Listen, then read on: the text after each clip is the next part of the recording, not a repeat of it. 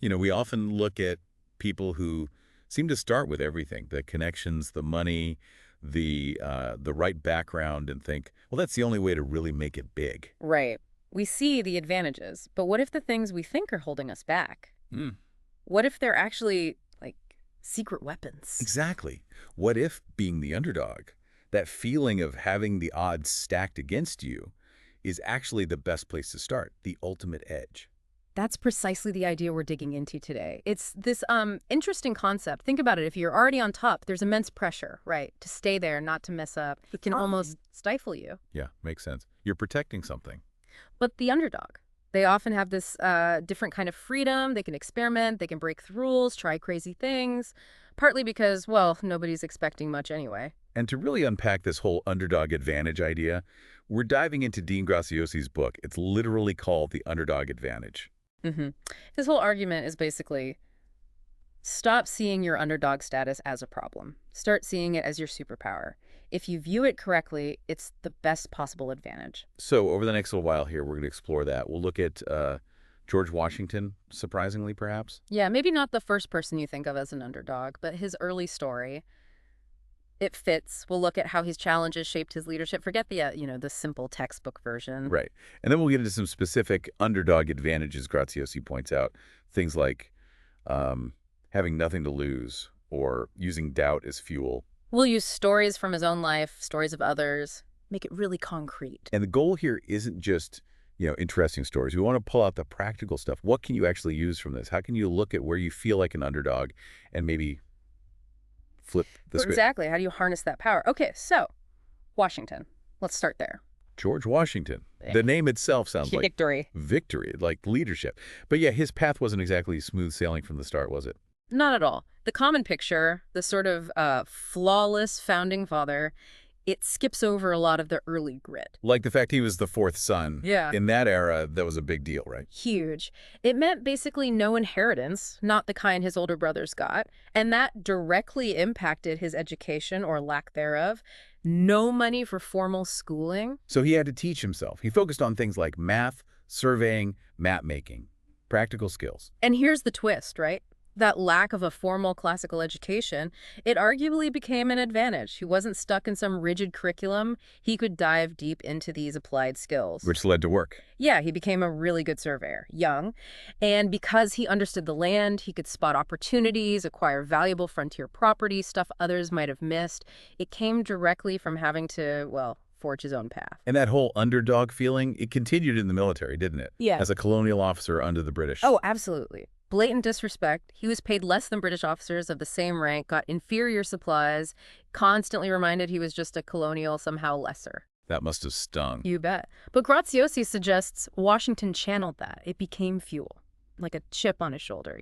And not just for him, but for his troops, too. They all felt that condescension. So it bonded them, made them want to prove the British wrong. Exactly. That shared underdog status was a powerful motivator, and Washington, despite not having the fancy military pedigree, he showed incredible bravery, led from the front. Okay, so fast forward to the revolution itself. Now we're talking ultimate underdog situation. Massively. You've got this brand new country, cobbled together army, farmers, shopkeepers, versus the British Empire, the global superpower. Well-trained, well-equipped. And they had Hessians, too, those German mercenaries everyone was terrified of. The difference was just stark. The Americans lacked everything: training, organization, guns, powder, even views sometimes. Think about the battle for New York. Yeah. Washington had maybe, 7,500 sort of usable troops against 30,000 British and Hessians, fully equipped warships offshore. And those early battles, they were rough for the Americans. New York, Long Island, New Jersey. Mostly defeats, right? Constant retreat. Devastating losses. Morale was plummeting. Guys were deserting. The British were even offering pardons if they just gave up. It looked incredibly bleak, utter desperation. Really on the edge. Totally. Army falling apart, winter setting in, retreating across New Jersey, many literally barefoot in the snow. It sounds like the end. But this is where that underdog thing kicks in again. Resourcefulness, born of desperation. Oh, the crossing of the Delaware. Christmas morning. Such a gutsy move, completely unexpected. The weather was atrocious, freezing, icy river. The British thought, no way. They assumed the Americans were beaten, demoralized, done. And the Hessians in Trenton, weren't they? Yeah. celebrating. Yeah, reportedly feeling pretty secure after beating the Americans earlier, maybe a bit too much Christmas cheer, their guard was down, So Washington sees this tiny window. and decides to risk everything. It was incredibly bold. His order before they went, victory or death, Yeah. that tells you the stakes. Crossing that river in the dark, the ice, with soldiers, cannons, horses, logistical A nightmare. total nightmare, but they did it. Fueled by, I guess, that sheer desperation, refusal to just lie down and lose. They hit Trenton early on the 26th. Complete surprise. Total surprise, a crucial victory. Captured supplies, prisoners, massive morale boost. It was a turning point. And it really shows, as Graziosi points out, how Washington used those disadvantages, lack of resources being underestimated as leverage. He turned weakness into a strategy. He really did. He embodies that underdog spirit. Okay, so Washington gives us this powerful historical frame. Let's pivot now to some of those specific underdog advantages Graziosi talks about. Right. The first one he mentions is huge, having nothing to lose. It sounds simple, but it's profound, isn't it? When you're the underdog, expectations are low. No one's really watching you that closely, expecting perfection. You don't have this big reputation or position you're terrified of losing. Exactly. So you have this freedom to take bigger swings, try things that might seem crazy, less downside. He tells that amazing story about reaching out to Tommy Lee and Pamela Anderson. I mean, seriously. Yeah. He saw himself as just this, car guy with a small online thing, and he's thinking of pitching a business deal to Mötley Crue's drummer and a huge TV star. He almost didn't even send the email, right? Thought it was ridiculous. Totally. But then he asked himself that key question. What's the absolute worst that happens? They ignore me. They say no. Right. So what? He's no worse off. Realizing the actual downside was basically zero. That gave him the push. And the crazy thing is, Tommy Lee actually replied. Yeah. Positively. Yeah. Led to talks with the lawyer, David Rudick, flying out to L.A., having dinner with them. It looked like this insane long shot was actually happening. Like that fell apart, didn't it? Something with management. Yeah, fizzled out pretty abruptly. Super disappointing. And then, insult to injury, he gets home and finds one of his properties has had, a sewage explosion. Talk about a low point. Oh, man. But his takeaway wasn't just, I failed. No, his realization was he hadn't actually lost anything because the deal wasn't really his to begin with. What he gained was knowing he had the guts to take that wild shot. The significance was in trying. Exactly. And interestingly, that connection with the lawyer, Rudick, turned into something positive later. So even the failure had ripples. He also mentions his great Uncle Larry kind of putting down his ambitions. Yeah. Telling him to forget the business stuff, go to college, be sensible. Classic stuff, a lot of underdogs here. But instead of getting discouraged, He used it as fuel. Like, oh yeah, watch me. It just hardened his resolve to prove him wrong, turning that negativity into drive. which ties right into the next advantage, Yeah. the power of you can't. Oh, this is a big one. Being underestimated, told something's impossible. For some people, it's crushing, but for the underdog, it can be like rocket fuel. Because maybe if you've always been told you can do anything, you don't have that sneaky fire. Could be. But underdogs often face that wall of doubt. Graziosi argues you harness it. He talks about getting into professional snowmobile racing. Right, with no money and old gear. Exactly. Limited funds, older machine.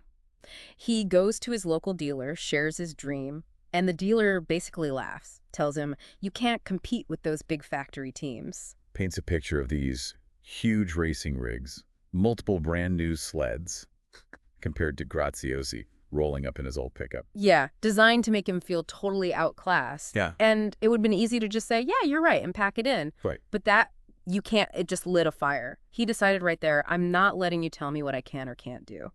He used feeling looked down on at the races as motivation. Like, laugh now, see you at the finish line. And incredibly, he started winning. Not just winning, he dominated. Went nearly 3 years undefeated on the pro circuit. Yeah. And eventually won the New England Championship. Against those big teams. Against those exact teams. He even tells a story about showing up for one big race hungover with his 5-year-old sled and still winning. It's pure underdog grit. Wow. Turning doubt directly into results. That's the power. That external you can't becomes internal I will. It's a massive edge. Okay, so next up, acting fast and improving quickly. This is about agility. Yeah, he contrasts the privileged, who might feel they need these elaborate plans and can't afford to make mistakes, with the underdog. Who can just try stuff. Pretty much. Like, Less scrutiny, less fear of falling off some pedestal. You can take action, see what happens, learn, adjust. and do it all much faster because you're not paralyzed by planning or fear. It allows for rapid iteration, learning by doing. Exactly. He tells that story about the fly fishing mastermind trip. Bunch of super successful guys, ex-NFL players, rich entrepreneurs. So he's kind of the underdog again, maybe? You'd think so. But his advantage wasn't money or status. It was his willingness to just try things. He noticed the others were sort of sticking to what they knew, even if it wasn't working great. But Graziosi started experimenting. Yeah. Different lures, different spots, different casts. Constantly watching, thinking, okay, that didn't work, try this. Sounds basic, right? Huh. Do less of what's not working, more of what is. Sounds basic, but hard to do sometimes. Mm. Especially if you think you already know best. Exactly. People get stuck. Especially successful people sometimes. The underdog often has to adapt quickly. They don't have the luxury of sticking with failure. And in the fishing story, he caught way more fish, won the thing. Just by being willing to learn and adjust on the fly. And that connects to his challenge for listeners. Look at where you're stuck, track what you're doing, measure results, and change what isn't working. Be ruthless about it. He mentions big companies too, right? Nokia, Kodak, Yeah. giants that failed to adapt. Stark examples, they got comfortable, stopped innovating, stopped improving quickly, and got left behind. Even giants can lose if they lose that underdog agility. And he uses that photographer, Jenna, as a positive example. Yeah, Jenna started with nothing. No experience, no money. But she acted fast, targeted a niche budget weddings, learned super quickly what her clients needed, and adapted her service constantly. Which led to rapid growth. Exploded through word of mouth because she was nimble and focused on improving. That's a perfect lead into the next one. Relentless resourcefulness. This is core underdog territory. When you don't have the money, the connections, the easy answers, you have to get creative. You're forced to find unconventional solutions, like Jenna the photographer again. Exactly. No ad budget. Okay, how do I create amazing word of mouth? By delivering insane value and service that people can't stop talking about. She used her own experience planning a budget wedding to connect with clients. Right. And went way beyond just taking pictures. Became like their wedding support system, that level of service. That was her resourcefulness in action, turning a lack of traditional resources into a unique strength. He also mentions Rachel Hollis. Yeah, taking a really tough relationship experience and turning it into the core message that launched her whole career. Finding value in the struggle, resourceful. And Graziosi himself had a moment like this during his divorce. Said it forced him to dig deep, find reserves of creativity and resilience he didn't know he had. It's often in those tough times that resourcefulness really shines. And it's interesting how Jenna's initial lack of stuff, money, time, formal training actually made her the perfect person to teach others starting out. Because she got it. She understood the scrappy hustle. Her constraints became her qualifications. That's resourcefulness, flipping the script. Okay, another big one, self-education. This ties into resourcefulness too. If you can't afford fancy schools or the traditional path doesn't fit, underdogs often just teach themselves what they need to know. Like Graziosi creating his Motor Millions course. Yeah. He didn't have a background in that. None at all. Didn't go to college, struggled in school even, so creating an educational course. Totally new territory. Recording videos. Had no clue. He said his first attempts were terrible. Hilariously bad, by his own account. Awkward, overwhelmed. But the point is, he didn't quit. He figured it out. Trial and error, learning, persisting. Classic underdog self-education. He mentions Ginny Rometty's idea too, the IBM CEO, new-collar workers. Yeah, people who build valuable skills through self-study, boot camps, practical experience.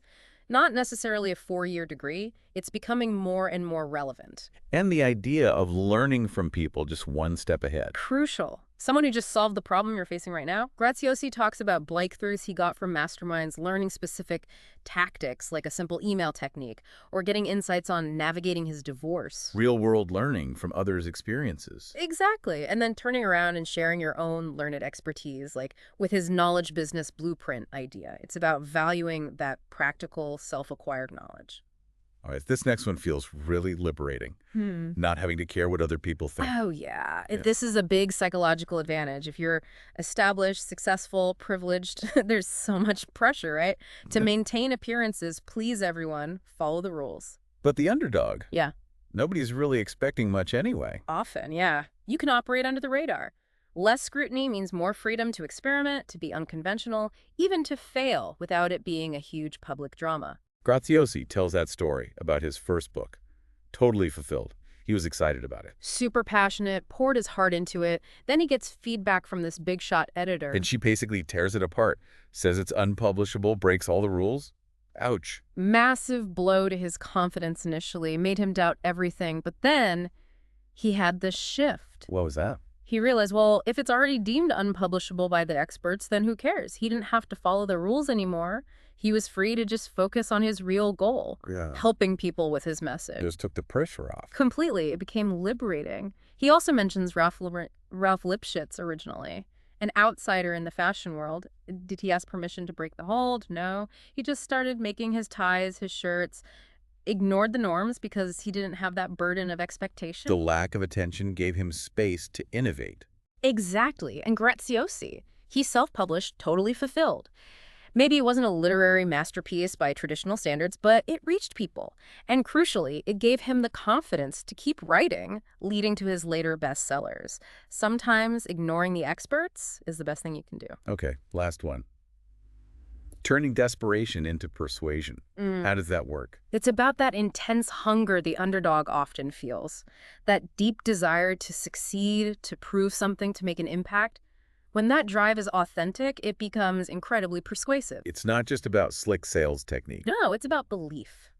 He tells a story about talking to some women at an event who hated the idea of selling, felt sleazy. Yeah. And he shared an example of a mom who started a business supporting women after childbirth, something really valuable, but she felt awkward promoting it. And his point was? His point was, if you truly deeply believe in what you offer, if you know it can genuinely help people, aren't you doing them a disservice by not telling them about it? By not persuading them? Reframing selling as serving. Exactly. Your passion, your belief, maybe even your desperation to get this valuable thing out there.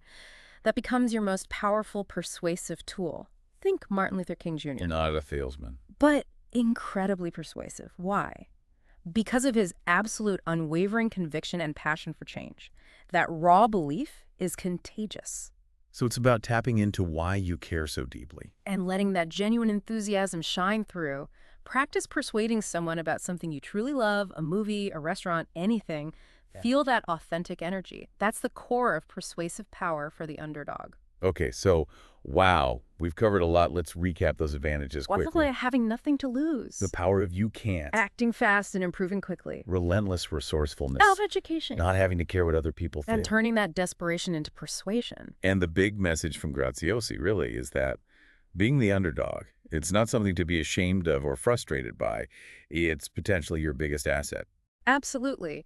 Those things that look like disadvantages on the surface, they can be flipped. They can become superpowers, driving creativity, resilience, and ultimately success.